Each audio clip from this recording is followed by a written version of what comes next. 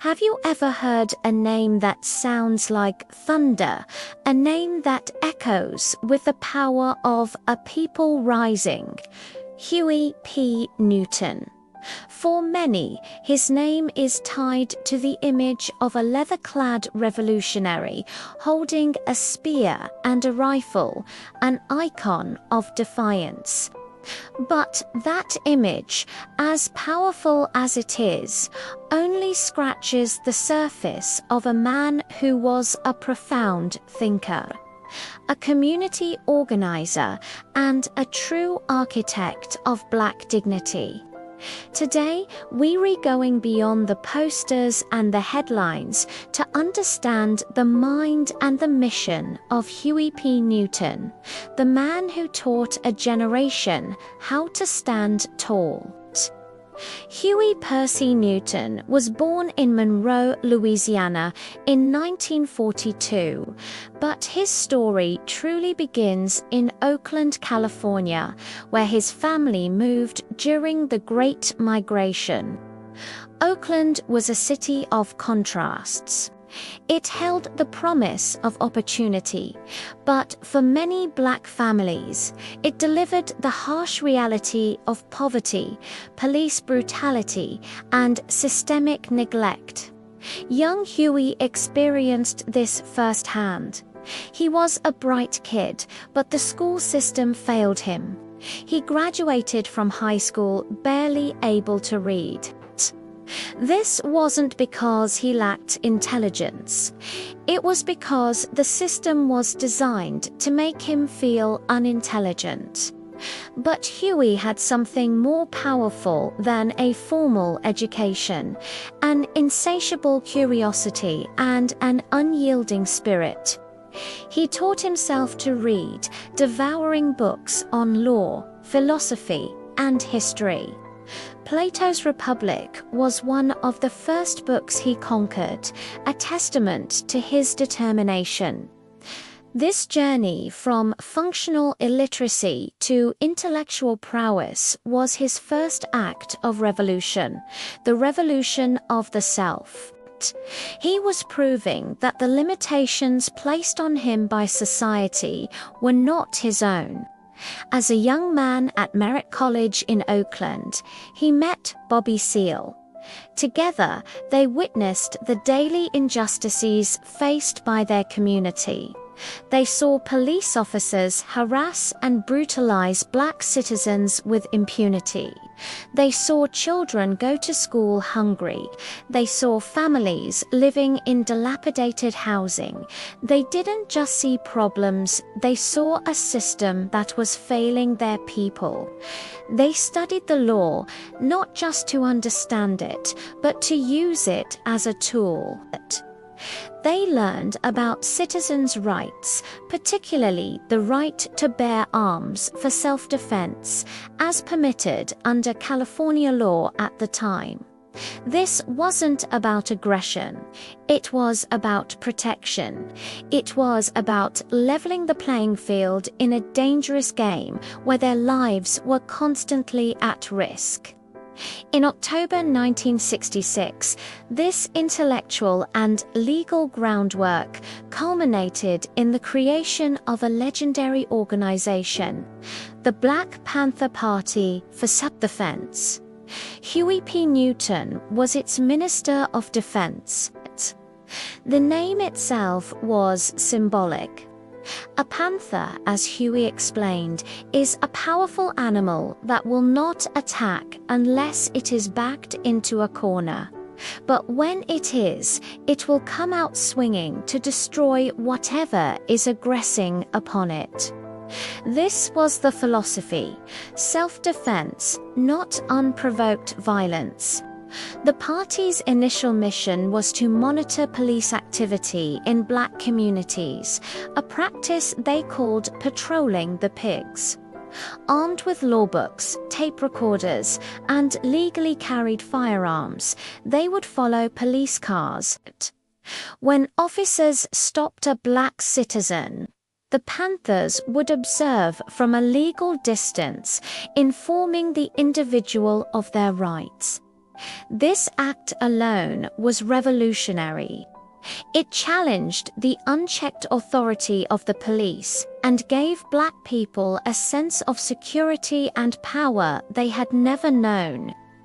But Huey P. Newton's vision went far beyond armed patrols. The core of his philosophy was what he called revolutionary intercommunalism. He understood that the struggle for Black liberation was connected to the struggles of oppressed people all over the world. He also knew that to truly liberate a people, you had to serve their immediate needs. This led to the creation of the party's survival programs. These were the heart and soul of the Black Panther Party. People often remember the guns, but they forget the groceries. The most famous of these was the Free Breakfast for Children program. Every morning, Panther volunteers would wake up before dawn to cook and serve hot, nutritious breakfasts to thousands of children before school.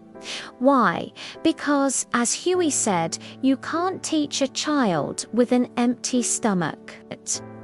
The program was so successful and popular that it shamed the US government into expanding its own national school breakfast program. The survival programs didn't stop there. The Panthers established free health clinics, providing basic medical care, sickle cell anemia testing, and preventative health education in communities that were medically underserved. They ran free shoe programs, clothing drives, and legal aid services. They created the Oakland Community School, which provided high-quality education and became a model for progressive pedagogy. These programs were not charity. They were acts of self-determination. They were building a new society within the shell of the old one, proving that they could care for their own communities when the state would not. Huey P. Newton wasn't just a fighter. He was a builder. He was creating the infrastructure of a new, empowered Black America. Of course, this level of effective organization was seen as a grave threat by the powers that be. FBI Director J. Edgar Hoover famously called the Black Panther Party the greatest threat to the internal security of the country. Think about that. Not a foreign army, not a terrorist group, but a community organization providing breakfast to children was deemed the #1 threat. Why? Because the Panthers were winning the hearts and minds of the people. They were exposing the failures of the system and offering a powerful alternative. The government's response was swift and brutal. Through its COINTELPRO program, the FBI waged a secret war against the party, using infiltration, psychological warfare, police harassment, and outright assassination to dismantle the organization. Huey P. Newton himself became a primary target. In 1967, he was involved in a traffic stop that ended in a shootout, leaving one police officer dead and Newton seriously wounded. He was arrested and charged with murder. The trial became a rallying cry for a generation. The Free Huey movement swept the nation and the world. It wasn't just about one man's freedom. It was a symbol of the struggle against a justice system that was seen as unjust and racist. Buttons, posters, and chants of Free Hueys became ubiquitous. He was eventually convicted of voluntary manslaughter, but the conviction was overturned on appeal after 2 years in prison. Those years in solitary confinement were transformative. He spent his time reading, writing, and deepening his political philosophy. He emerged not broken, but with an even more sophisticated understanding of power, oppression, and revolution. His life after prison was complex and fraught with challenges. The relentless government pressure had taken a toll on the party. Internal conflicts, fueled by FBI informants, created divisions. Newton himself struggled with the weight of leadership and the trauma he had endured. He went on to earn a PhD in social philosophy from the University of California, Santa Cruz, writing his dissertation on the FBI's war against the Panthers. This was his final act of intellectual defiance.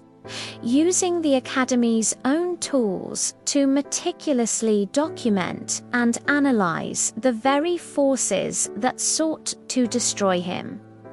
Huey P. Newton's life was cut tragically short in 1989, but his legacy is not defined by his death.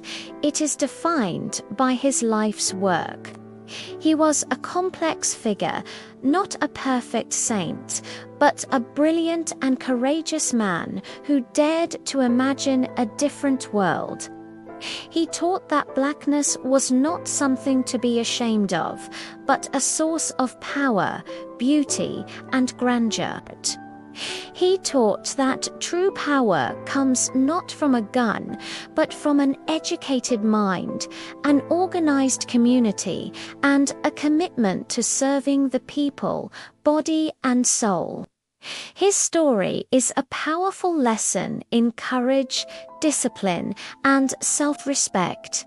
He gave his people a new way to see themselves, not as victims, but as agents of their own destiny.